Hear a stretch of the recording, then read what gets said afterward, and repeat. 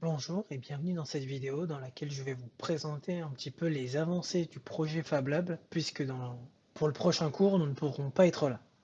Donc précédemment, nous n'avions que cette partie de la fenêtre sans les boutons, voilà, ici et ici, qui permettent de configurer directement depuis l'interface les paramètres de l'algorithme évolutionnaire, mais également d'envoyer la stratégie optimisée, donc que l'algorithme aura trouvé à la fin de l'expérience directement en requête MQTT pour pouvoir l'utiliser par la suite, pour l'envoyer vers le robot pour qu'il puisse l'exécuter dans la vraie vie et voir si effectivement cette stratégie est bien adaptée pour euh, trouver la ligne d'arrivée dans la vraie vie.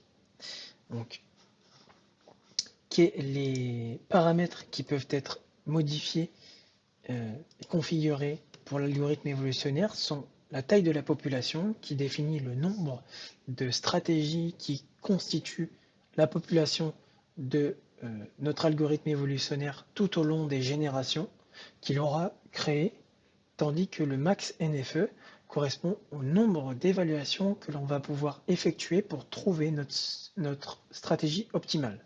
Donc on a 70 évaluations à faire avant de trouver notre solution optimale. Pour matérialiser notre circuit sur lequel l'agent va devoir travailler, on va simplement effectuer des clics gauche sur l'écran pour tracer les murs de gauche et clic droit pour tracer les murs de droite et on va run l'expérimentation directement. Voilà. Donc on va voir les différents agents s'évaluer le, euh, sur le, sur le circuit et on peut voir ici les différentes générations de solutions qui sont de stratégie avec leur score, leur score qu'ils ont obtenu sur le circuit. On va appuyer sur le bouton Send Robot pour envoyer la stratégie correspondant à cet agent-ci directement en requête MQTT. Alors il y a des chances que cela ne marche pas. Ouais, cela n'a pas marché tout simplement parce que je suis en train d'effectuer un record et donc ça rend un petit peu instable le comportement du logiciel, mais dans la vraie vie il n'y a pas d'inquiétude parce que cela marche convenablement. Donc on va pour voilà, je vais tout relancer. On va relancer ça plus rapidement et pour montrer que cela fonctionne correctement quand même. Hop, donc je crée un circuit voilà, qui n'a pas vraiment de sens hein, assez rapidement. On va run l'expérience. Et donc, on peut voir ici le timer, il y a 13 minutes. Et quand je vais appuyer sur le bouton Send Robot, eh bien, le temps va se reset et la stratégie va changer du coup. Donc, voilà. J'appuie sur voilà. Et là, donc, on a bien le 2, 3, 4 secondes. Et ce qui correspond très bien à notre stratégie. Voilà. Je vais vous détailler maintenant le fonctionnement vraiment de l'algorithme évolutionnaire pour que vous compreniez à quoi servent ces deux paramètres. Hop, on ferme tout ça. On va lancer en mode debug pour que vous compreniez un petit peu plus comment cela fonctionne exactement. Donc, on va garder les mêmes paramètres. Tac, tac. Effectuer, modéliser un circuit. Hop.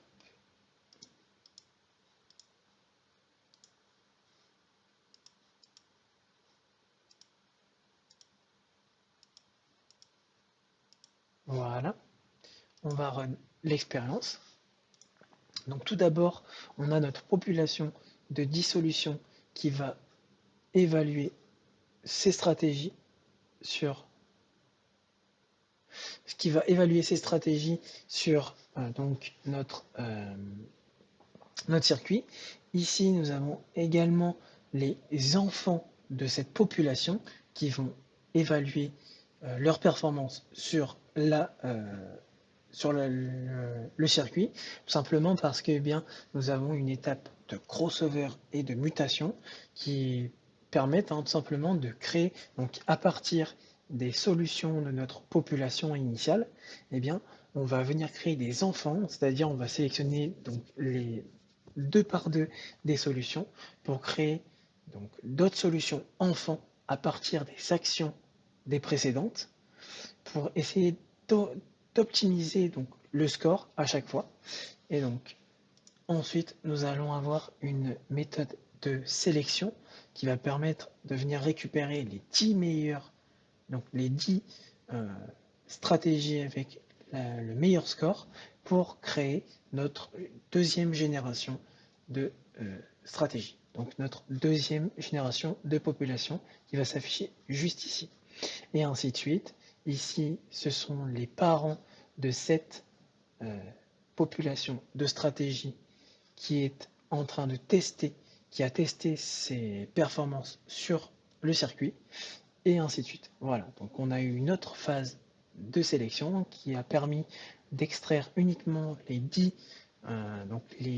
stratégies les plus adaptées, et ainsi de suite. Donc ça, ce sont les enfants de cette génération. Et voilà, nous avons terminé l'expérience. Donc, et nous pourrons ensuite envoyer au robot.